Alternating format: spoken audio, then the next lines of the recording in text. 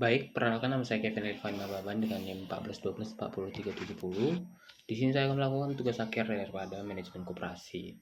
Di mana dalam tugas akhir ini saya kebagian dalam menjelaskan terkait dengan topik terakhir yang kami bawakan mengenai manajemen strategik di dalam koperasi dalam metode sosial atau metode yang sering digunakan oleh Ferry Irwandi. Pertama, beberapa waktu yang lalu saya bertemu dengan beberapa pengelola koperasi. Kebetulan di daerah rumah saya itu banyak sekali koperasi kecil di daerah pertanian. Koperasi yang sudah saya temui ini sudah berdiri lebih dari 10 tahun lamanya. Anggotanya ratusan, tapi perkembangannya stagnan.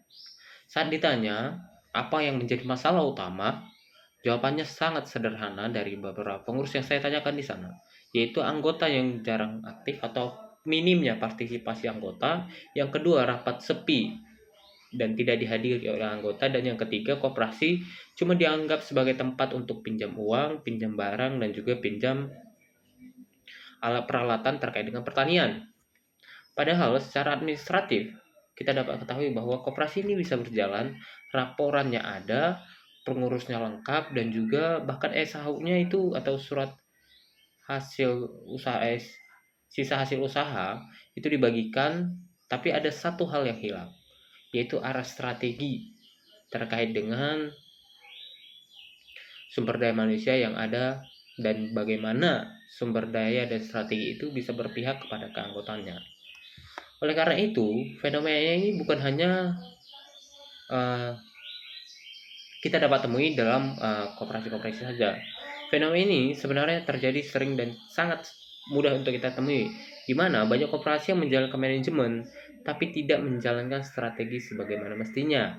Oleh karena itu, terlebih lagi dalam strategi manajemen sumber daya manusia, perusahaan harus bisa menggunakan berbagai tools atau cara bagaimana membuat sebuah strategi sumber daya manusia yang bisa menguntungkan perusahaan. Dimana seperti yang sudah kita sepakati bersama bahwa perusahaan menjalankan sebuah usaha itu untuk menghasilkan keuntungan dan juga melakukannya secara efektif dan efisien juga. Dimana banyaknya perusahaan-perusahaan ini berdasarkan data dan fakta yang ada, kita bisa temui dengan sangat mudah bahwa banyak koperasi yang hanya menjalankan sebagaimana mestinya, sebagaimana operasional sebuah koperasi. Oleh karena itu, kalau kita tarik ke konsep manajemen strategi terutama dalam manajemen strategi sumber daya manusia, inti strategi itu adalah menciptakan keunggulan berkelanjutan atau yang seperti kita kenal sebagaimana competitive advantage atau daya saing. Dalam koperasi itu sendiri, keunggulan itu bukan tentang teknologi, bukan tentang modal yang besar dan juga ikatan sosial dan kepercayaan anggota, tetapi bagaimana strategi koperasi harus terkoneksi dan langsung secara realistis terhadap keanggotaannya, di mana ketika anggota merasa didengar, dilibatkan dan diberdayakan sebagaimana mestinya, maka loyalitas keanggotaan itu akan tumbuh dengan sendirinya. Dan ketika loyalitas keanggotaan itu tumbuh, maka koperasi memiliki fondasi yang sangat kuat.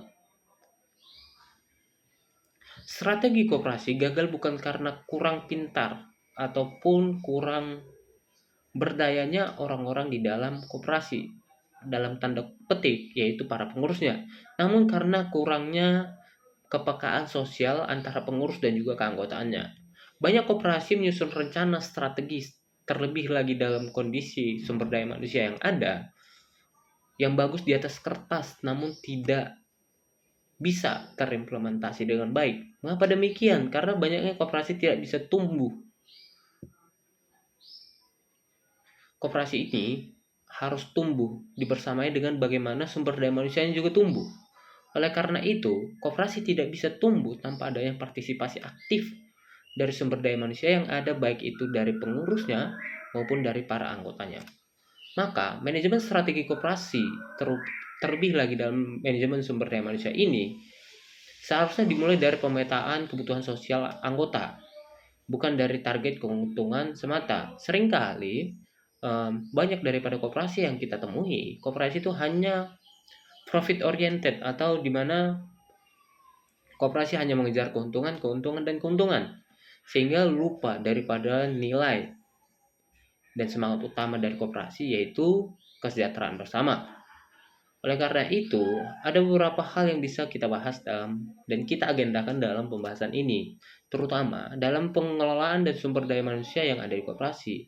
Bagaimana sumber daya manusia atau resource humanity yang ada di sebuah koperasi bisa diberdayakan sebagaimana mestinya dan untuk kepentingan bersama.